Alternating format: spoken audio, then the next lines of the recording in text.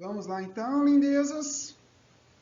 Seguinte, agora nós vamos entrar, nós vimos na aula anterior, então, a estrutura do DNA, a estrutura do RNA, nós vimos que eles são formados por nucleotídeos, não é? O nucleotídeo, ele apresenta o ácido fosfórico, ou um grupamento fosfato, apresenta a pentose, que é ribose ou desoxirribose, e as bases nitrogenadas. As bases nitrogenadas são adenina, timina, citosina, guanina e uracila. Lembrando que timina é exclusiva de DNA, uracila é exclusiva de RNA. Nós vimos lá a duplicação. A duplicação, é importante você lembrar que ela ocorre na etapa S da intérfase, e a duplicação ela é semi-conservativa. Tudo bem? Então, na transcrição do DNA, ela é a produção, a transcrição do DNA, ela vai, deixa eu pegar a caneta aqui, ela é a produção de RNA, que ocorre no núcleo também, assim como DNA. Só que aqui eu preciso que você saiba o seguinte, lá, quando abriu o DNA, por exemplo, aqui assim, ó, né, as duas fitas foram copiadas, perfeito, e a bolha nunca mais se fechou, perfeito? Então, no final daí eu tive duas fitas semi-conservativas, olha só, né? Aqui.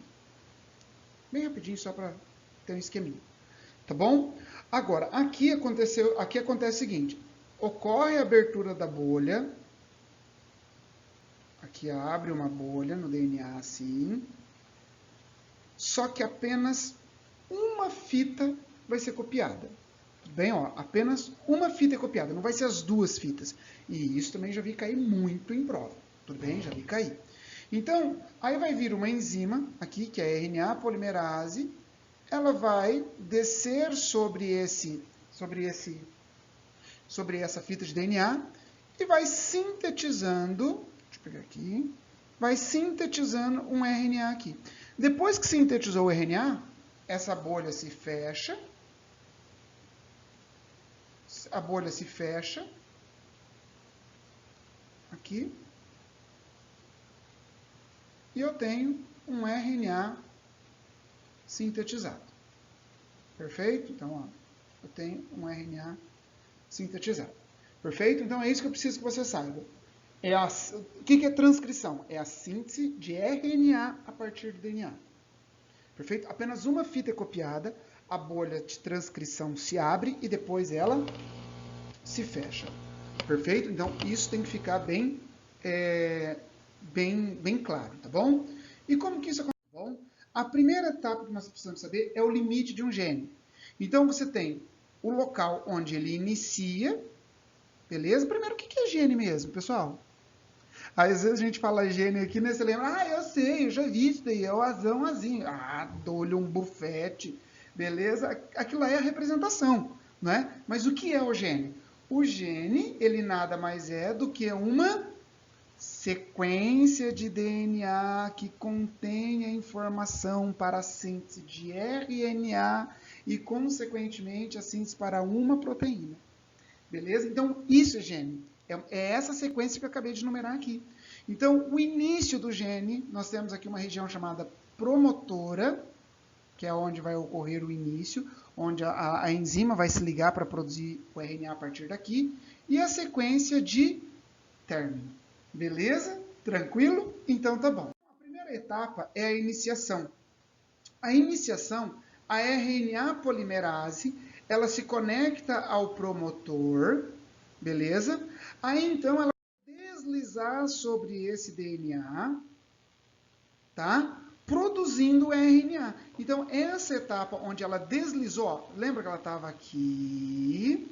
Aí ela deslizou para cá. Esse período onde ela foi copiando as informações, por exemplo, aqui eu tinha uma cadeia do DNA, não é? Eu tinha a cadeia do DNA aqui, por exemplo, eu tinha timina, aí aqui eu tinha... Nossa, ficou feio aqui.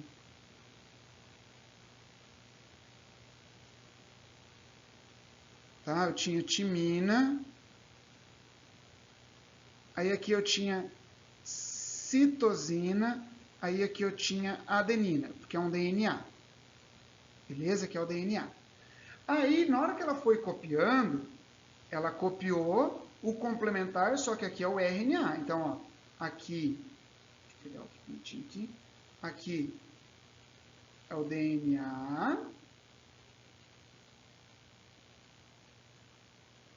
aqui é o DNA, e aqui é o RNA que está sendo formado. Aqui é o RNA. Então, conforme ela vai copiando, por exemplo, se aqui fosse DNA, a timina ia ter que ligar com quem aqui? A timina ia ter que ligar com a adenina. Então, aqui a adenina, beleza. Aí, onde eu tinha citosina, na hora que ele copia complementar. Então, ele copia na forma complementar. Então, aqui teria que ser o quê? A guanina. Agora, aqui a adenina, aqui eu teria que colocar a timina. Opa, mas aqui é RNA. Onde eu tenho timina, eu vou colocar quem? A uracila. Olha só. Onde eu tinha timina, eu coloco uracila. Tudo bem? Então, é essa a sequência de alongamento. Aí ele vai chegar, que é a sequência de terminação. Quando ele chega na sequência de terminação, ele libera, então, a RNA polimerase. Ela se desconecta, beleza? E o RNA está pronto, beleza? Então, aqui ocorreu a liberação do transcrito primário, beleza? Porque aqui é o seguinte, olha só, quando esse RNA ele fica pronto, a cada trinca a cada 3 nucleotídeos aqui, ó, forma uma trinca. No transcrito, cada trinca dessa, nós chamamos de códon. Beleza? Então, aqui eu tenho o códon 1, o códon 2, onde eu tenho cada trinca. Beleza? Em cada trinca aqui eu tenho, então, um códon. Joia? Agora, o que eu preciso que você... Ó, aqui tem um esquema simplificando. Tudo bem? Bem rapidinho, ó. A RNA polimerase, ela se conecta ao DNA, abre a bolha, ela sintetiza o RNA, olha só. Deixa eu pegar aqui o vermelhinho, ó. Ela sintetiza o RNA, e aqui o DNA se fecha, e aqui eu tenho o RNA mensageiro liberado. Só que esse RNA que foi liberado, ele é um transcrito. Por quê? Ele não sai pronto. Ele não sai pronto do núcleo. Porque o que eu preciso que você saiba? Lá no DNA, existem 2 regiões. Uma chamada exon e a outra chamada intron. Esse exon vem de expressed region, ou seja, de região a ser expressa. E o intron vem de intragenic region, que é a região onde ele vai ser, não é transcrito. Onde não é transcrito. Então, o que eu preciso que você saiba? O intron, vamos fazer um esqueminha aqui para a gente lembrar. Intron é um intrometido. Não era para ele estar ali. Então, ele tem que ser removido. E na hora que a polimerase vai copiando, ela não sabe disso. Ela copia com intron e exons. Perfeito? Então, por um conjunto de enzimas, tá, vai ocorrer um esquema chamado processamento do RNA mensageiro. E nesse processamento do RNA mensageiro, vai ocorrer a remoção dos introns, porque ele não tem informação para a proteína. Perfeito? Então, inclusive, antigamente, ele foi chamado DNA lixo. Não é legal chamar DNA lixo, porque pesquisas recentes indicam que eles podem auxiliar na modulação de alguns genes. Beleza? Então, não é legal chamar de DNA lixo. Mas, para esse transcrito ficar pronto, tem que fazer o quê? Tem que remover os introns. E o processo de remoção dos introns é chamado de splicing, porque vai cortar os introns, remover esses introns e unir os exons. Então, aqui eu tenho um pré-RNA mensageiro e aqui eu vou ter um RNA mensageiro. Aqui eu vou ter um RNA mensageiro funcional. Esse RNA só consegue sair do núcleo e ir para o citoplasma depois que ele passou pelo splicing. Beleza? Pelo processamento do RNA mensageiro. Joia? Aí, então, na transcrição, nós temos aqui 3 tipos básicos de RNA. O RNA ribossômico, que vai formar o ribossomo. O RNA mensageiro, que contém a informação para a sequência dos aminoácidos a serem formados na síntese proteica. E o RNA transportador, que transporta os aminoácidos na síntese proteica. Então, os RNAs, eles apresentam cadeia. Porém, então eles vão ter apenas ligações fosfodiéster. Mas o RNA transportador, ele é uma exceção, porque ele também apresenta ligações de hidrogênio para manter uma conformação estrutural. O RNA transportador, que vai ser muito importante na síntese de proteínas, ele tem 2 regiões importantes. Uma, que é o anticódon, que vai se ligar com o códon. E aqui a ligação onde vai estar ligado o aminoácido. Então ele tem a ligação para ligar com o RNA mensageiro, e aqui ele vai trazer o aminoácido para a síntese de proteínas. Perfeito? Tranquilo? Resumindo, então, lá no núcleo, vai produzir o RNA mensageiro, o RNA transportador e o RNA ribossômico. Tudo bem? Em relação à tradução, então, ela é o processo de síntese de proteínas. Perfeito? Então, ó, aconteceu aqui a duplicação, aconteceu a transcrição, aí ocorreu o processamento do RNA mensageiro, e esse RNA mensageiro, então, vai para o citoplasma. Lá no citoplasma, o ribossomo, que tem 2 subunidades, não é? Ele vai se unir a esse RNA e ocorre, então, o processo de tradução. Esse ribossomo aqui, ó, então, ele vai lendo o RNA mensageiro e vai sintetizando a proteína. Como, William? Assim. Primeiro, essa sequência que existe entre o RNA mensageiro e a proteína a ser formada, nós chamamos de código genético. Então, ó, a relação existente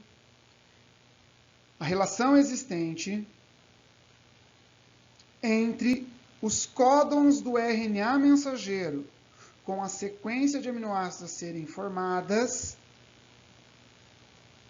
é o que nós chamamos de código genético. Perfeito? É o que nós chamamos de código genético. Então, aqui é o seguinte. Lembra que eu falei para vocês que codificam um aminoácido? Então, ó, nós temos 4 bases nitrogenadas. 4 bases. Se nós fizermos uma análise combinatória aí, nós veremos que as combinações das 4 bases, elas podem gerar 64 códons. Tudo bem? Porém, 61 códons, são 64 códons, mas apenas 61 codificam os 20 aminoácidos. Lembra? Apenas 20 aminoácidos, eles formam as proteínas. E 61 códons vão codificá-los. Então, você consegue perceber que um aminoácido, ele pode ser codificado, por mais de um códon. Beleza? Então, por exemplo, olha só aqui, ó. A leucina, ela é codificada por esses 4 códons aqui, ó. A isoleucina, codificada por esses caras aqui. A serina é codificada por esses caras aqui, ó. Então, por isso, nós podemos falar que o código genético ele é degenerado. O que é degenerado? Se você for procurar no dicionário, você vai ver lá que está degenerado, quer dizer que ele é promíscuo, beleza? Ou seja, ele tem mais de uma parceira, tudo bem? Então, olha só, aqui, o código genético ele é degenerado, mas ele não é ambíguo. Como assim, William? Então, ó, um aminoácido ele pode ser codificado por mais de um códon. Beleza? Mas um códon não pode codificar mais de um aminoácido. Ou seja, é só de um lado que é a traição. Beleza? Agora, nós temos aqui, então, são 61 códons, porém, esses 2 aqui, que é o AUG, nossa, ficou feio isso aqui, que é o AUG, beleza? Que codifica o aminoácido metionina, ele codifica só a metionina. E o UGG codifica apenas o triptofano.